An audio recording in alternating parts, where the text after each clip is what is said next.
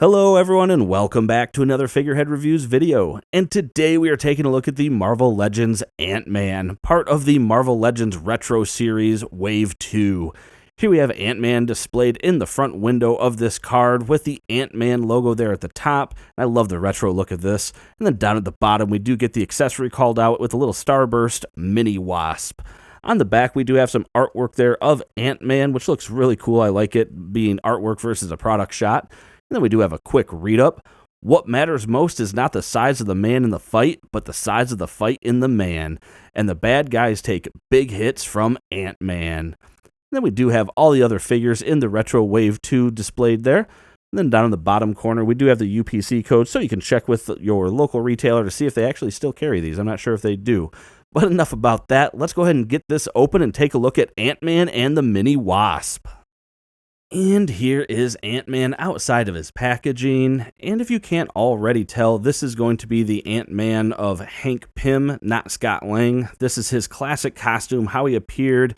It might have very well be the first appearance. I didn't really fully double check to see if there's any slight variations in his first appearance, but this is definitely the first appearance that I can think of in like the classic Avengers lineup. And it is a certainly iconic uniform with that red and blue contrasting. And then, of course, he gets that open mouth mask with the antenna on it. And it honestly looks very good. I like it a lot. It looks like it's going to be on the Pizza Spidey body mold, which is fitting. You know, it's a slim and trim figure. And I do like the additional articulation points that we get with that buck. So, very cool looking figure. Now, he doesn't come with any accessories like extra hands or anything like that, but he does come with this miniature wasp, which isn't too bad looking. A couple downsides to it. Number one, it would have been great if we would have gotten some face paint. I know it's really small, but even two little like white spots for the eyes and a straight line for a mouth. Instead, we get this completely flesh tone colored face, and it does kind of throw it off in my opinion. And then she's in a flying pose, but we don't really have any way to like show it off. There's no stand or anything like that. So I'm not really sure how most of us are going to have this displayed. If you did have a stand, though, obviously it would be kind of hard to just put this tiny little figurine, we'll call it, on that display. Now, when standing straight up, Hank is coming in at about 6 1/4 inches tall, which makes him 15.9 centimeters. So your average height, I know I say that a lot, your average height is around 6 1/4, 6.5, give or take. But with that being said, there's no other accessories to look at. We already took a look at the Wasp. So let's go ahead and just jump in, take a look at the Sculpt and Paint here on Ant-Man. And getting up close here, we can see a pretty classic looking head sculpt, just with that open face design on the mask, and it looks really good. I do like that a lot. And we can see, what is that, paint meant to be there? I don't know. You can't see it anyway, but the whole mask looks pretty cool. We get that silver look to it, and it came out pretty decent. Looking at the paint on the face, looks like the eyes and everything came out good. Yeah, I'm pretty pleased with that. And then, is it actually? No, it's not. Okay. At first, I thought it might have been another glue-on piece, but you can see a little bit of the flesh tone paint right there on the nose around the mask. That's what I thought I was seeing there. So, not a bad looking head sculpt, though. We do get flexible little antennae that are going to be glued to the top, but they are a little bit flexible, so they're not completely sensitive there to breaking off or prone to breaking off. Looking at the paint around the body here, the black, we can see it gets a little bit fuzzy around the edges, and it almost looks like that circle isn't lined up exactly. Like the top of this circle is lower, I think, than the other side, but it's not terrible. That is, though, because that doesn't line up. Oof. Yeah, I don't like that. And then you get a gap there, too. But yeah, that line doesn't line up going all the way up the torso. On the backside, a little bit better on the backside, but that's a little bit of a disappointment. But, I mean, it's not entirely noticeable from a distance. Then we do get some paint there around the arms, and that looks like it's going to be the red is the painted piece. You got a little bit of blue sticking through, probably a little bit on this side, too. The edges are decent looking. You do get 2 fisted hands and nothing else, which if we're going to get only 2 hands, I would like to have the fisted hands. I don't really mind when we get like 1 fisted hand and 1 open hand as well. Like if we would have gotten an open gesture, that would have been okay. The belt came out looking actually pretty decent there. The paint's not too bad, and that is going to be a loose piece there and adjustable. No paint here. That is going to be molded in the blue.